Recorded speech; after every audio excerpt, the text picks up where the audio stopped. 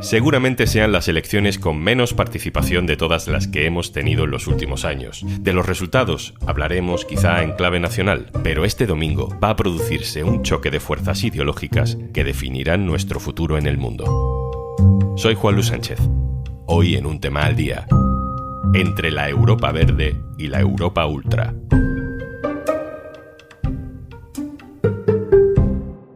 Una cosa antes de empezar. Ahora puedes disfrutar de todos los contenidos de eldiario.es y Podimo por solo 3,25 € al mes. Tienes todos los detalles de esta súper oferta especial en eldiario.es/promo Podimo.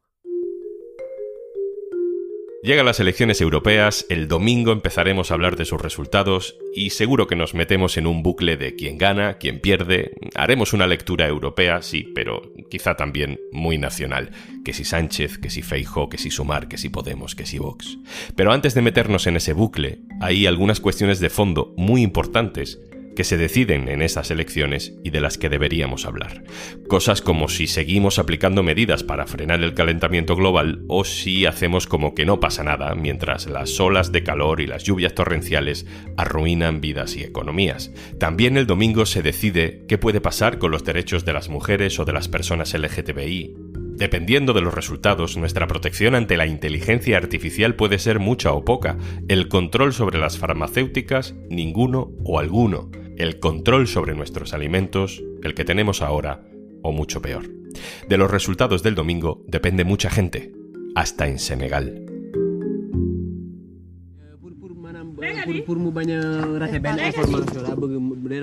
Gabriela Sánchez, hola.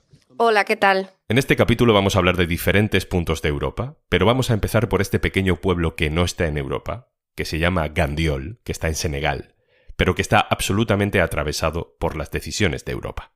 Gabriela Sánchez, nuestra compañera del diario.es, ha estado allí. Gabriela, ¿qué has visto? Sí, quisimos ir al inicio, al lugar donde parten muchos de estos viajes que la Unión Europea intenta frenar.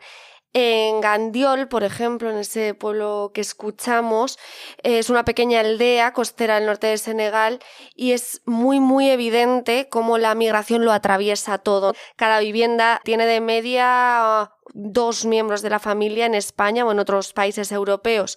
Por ejemplo, uno de ellos era Amadou Diop, que él se subió a un cayuco en 2006, en la anterior crisis de los cayucos, y tras 6 años trabajando en campos españoles decidió volver por las dificultades. Y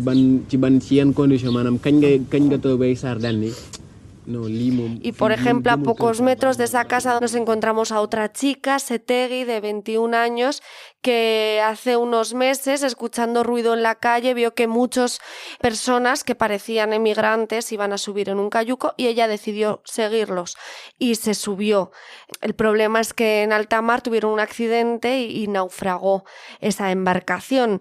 Ella sobrevivió, pero durante semanas nos contaba que ha tenido pesadillas y también ha sufrido el dolor de perder a una amiga. Sin embargo, preguntándole si ella lo volvería a intentar, decía que sí, porque quiere ayudar a su madre y en Senegal ve que no tiene mucho futuro. Gabriela, dependiendo de los resultados de las elecciones del domingo, ¿qué puede pasar con la gente de ese pueblo? Es difícil hacer proyecciones, pero mirando al pasado, vemos que la Unión Europea lleva décadas con una misma estrategia, ¿no? La de intentar frenar la inmigración irregular sin éxito. Y sin embargo, la gente, como hemos visto en Senegal, sigue subiendo en cayucos para poder llegar a Europa porque no encuentran otra forma de hacerlo, porque no tienen vías legales y seguras para hacerlo. El Pacto Europeo de Migración, que ya ha sido aprobado, sigue la misma línea de siempre, la de endurecer la política migratoria, limitar el asilo y aumentar las devoluciones. Ese pacto se endureció aún más de lo esperado por las presiones de los gobiernos europeos de extrema derecha.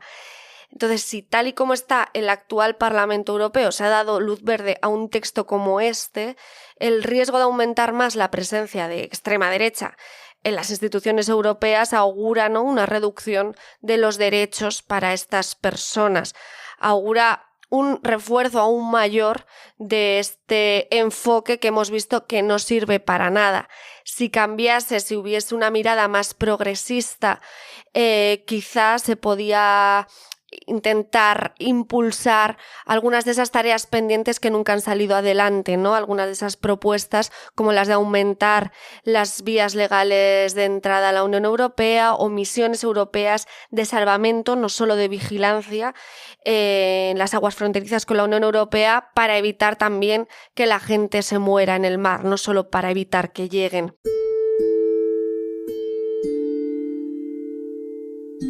Gabriela Sánchez, coordinadora de Desalambre en eldiario.es, muchas gracias. Muchas gracias a vosotros. Saludo ahora a Andrés Gil, subdirector que coordina la información internacional en eldiario.es. Hola, Andrés. Hola, ¿qué tal? Andrés, el trabajo de Gabriela forma parte del despliegue del diario.es para estas elecciones europeas, muy condicionadas también por el ataque de la ultraderecha a las políticas medioambientales básicas de la Unión. Hay diferentes redactores del diario.es que han estado en puntos concretos, desde Almería a lugares de Alemania o de Países Bajos, buscando un patrón. ¿Qué hemos encontrado? Bueno, lo que hemos encontrado en los diferentes países por los que hemos viajado es que hay un patrón común, y es que las políticas europeas verdes o las políticas de transición ecológica, de transición del modelo productivo, son uno de los principales objetivos de los diferentes grupos de la extrema derecha. En Almería, desde hace mucho tiempo, es un nicho de Vox. Incluso ha habido casos de candidatos de Vox en una localidad como Albox que se han inventado cosas, que han hablado de que no llueve porque hay aviones que se encargan de dispersar las nubes. Hemos encontrado que se usan los argumentos de la falta de alternativa a la transición verde para captar votos de personas que, por otro lado, pueden quedarse descolgadas en esa transición. Es algo que también hemos visto en Doñana, que vemos en Alemania, que vemos en Países Bajos, que vemos en Polonia con el carbón, que vemos en un montón de lugares de Europa. En Países Bajos, un partido de ultraderecha ganó las elecciones hace poco y ahora gobierna con una coalición de partidos, entre los que está uno que se llama Movimiento Campesino Ciudadano. No es casualidad. Es que el mundo del campo en estos últimos meses, como hemos visto también en España, se ha movilizado mucho contra las políticas climáticas aprobadas en Bruselas, que tenían como objetivo en realidad hacer más sostenible la vida en el campo. Porque cuando hablamos de Pacto Verde no estamos hablando de conservar animales o pájaros solo. O sea, se trata de una transición en el modelo económico y productivo para hacer que el planeta sea sostenible. Y lo preocupante es que en las próximas elecciones europeas puede haber hasta 10 países de la Unión Europea en los que la extrema derecha sea el partido más votado.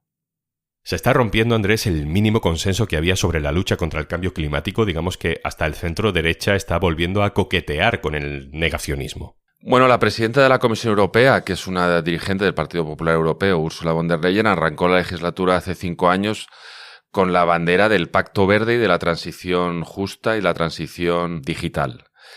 Pero ha acabado la legislatura precisamente aguando las propias medidas del Pacto Verde, que es un conjunto de medidas transversales, y algunas de ellas, al final de la legislatura, como el de la lucha contra la deforestación, se ha ido aguando precisamente porque el PP europeo ha ido asimilando la narrativa de la extrema derecha, también por la presión de algunos sectores agrarios, que claro que es que el campo es muy diverso también. Cuando hablamos del campo, la gente que se manifiesta no necesariamente son campesinos sin tierra, precisamente, ¿no? Bueno, pues hay grandes empresas, hay medianas empresas, es un sector, es un lobby también. Y es el que ha estado presionando y el PP europeo ha sido sensible a eso y lo está haciendo en su propuesta para esta campaña electoral.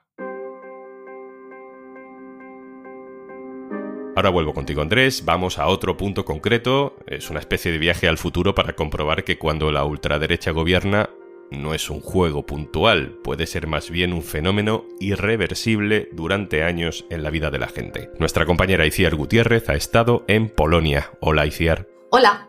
Nos fijamos en Polonia porque durante 2 legislaturas ha gobernado Ley y Justicia, que es un partido ultraconservador.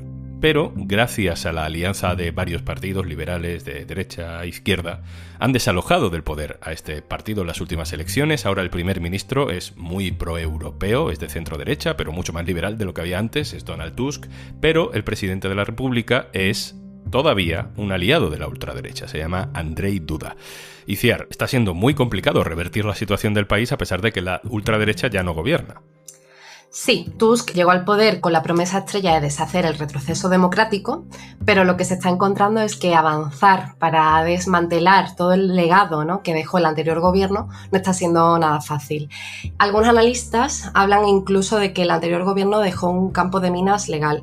El PiS llenó organismos clave de leales, por ejemplo, el Constitucional, la Fiscalía, los servicios secretos, la policía, los medios de comunicación, y ahora es muy difícil revertir todo esto de manera rápida, que es a la vez lo que esperan los votantes de Tusk.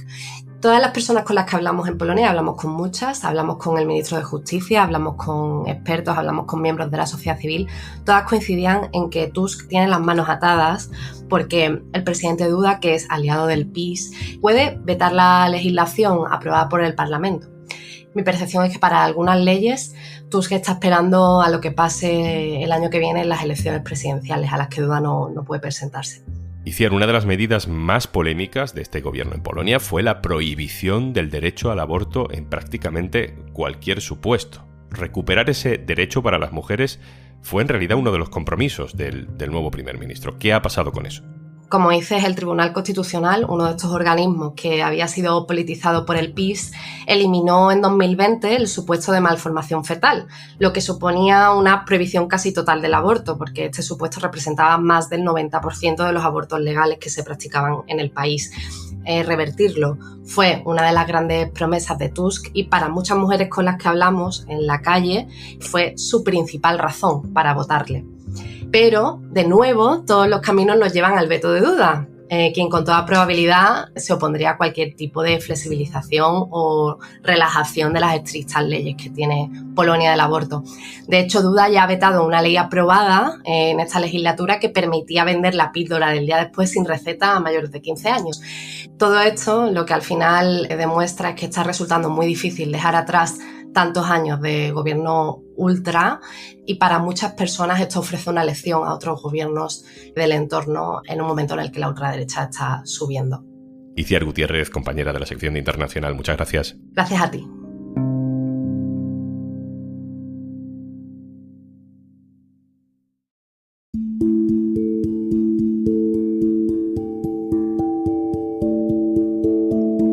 Andrés Gil, cierro contigo.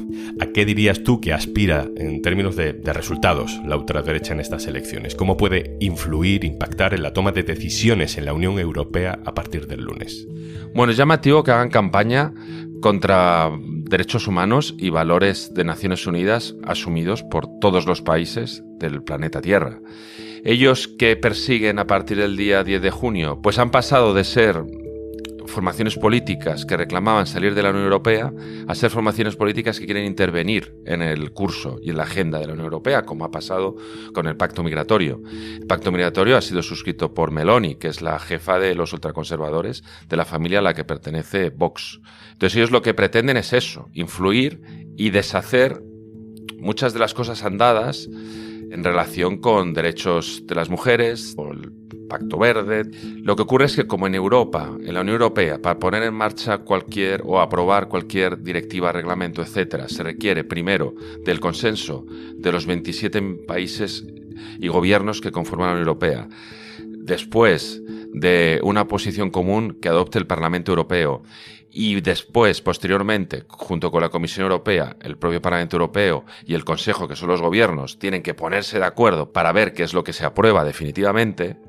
El hecho de que todas estas medidas se hayan ido aprobando durante esta legislatura de una forma tan laboriosa supone que cualquier cambio de rumbo o deshacerlas requiere del mismo procedimiento laborioso, teniendo en cuenta que puede haber países, que conformen minorías de bloqueo, que puede haber países que veten cambiar las cosas. Seguramente el 9 de junio por la noche tengamos una foto en la que veamos un mapa azul y azul oscuro en Europa, pero eso no quiere decir que el 10 de junio se revierta todo lo que se ha andado. También a ellos, también a la extrema derecha, le va a costar poder darle la vuelta a todo lo que se ha avanzado, también por el mecanismo de contrapesos tan complejo que existe en la Unión Europea. Andrés Gil, compañero, muchas gracias. Muchas gracias a vosotros. Y antes de marcharnos... Hola, soy Juanjo de Podimo y como siempre me debato entre un montón de podcasts para recomendarte. Hoy, sinceramente, lo he tenido fácil porque me he traído un 2x1. La divulgadora lingüística más conocida como Linguriosa, invitada en Tenía la Duda, el podcast de Judith Tiral. Lo del buenísimo, ese ísimo, eso fue forzado. Eso era del latín, ¿vale? No pasó al castellano, el ísimo. Y en un momento los pijos empezaron a usarlo como, ay, es que yo sé latín. Entonces, esto está buenísimo. Y la gente, para reírse de los pijos, lo usaba. ¡Ay, está buenísimo! Y se popularizó. Es súper guay. Me parece chulísimo. Ya. Mira. Chulísimo. Y si quieres escucharlo completo y descubrir un montón de podcasts y audiolibros, tienes una promo de 3,25 € al mes para que disfrutes de todos los contenidos, no solo de eldiario.es, sino también de Podimo. 3,25 € al mes, solo si entras en eldiario.es/promo Podimo. Esto es Un Tema al Día, el podcast del Diario.es. Si te gusta lo que hacemos, necesitamos tu apoyo. Hazte socio, hazte socia del Diario.es en eldiario.es/socio. El podcast lo producen Carmen Ibáñez, Marcos García Santonja e Izaskun Pérez. El montaje es de Pedro Nogales. Yo soy Juan Luis Sánchez. El lunes, otro tema.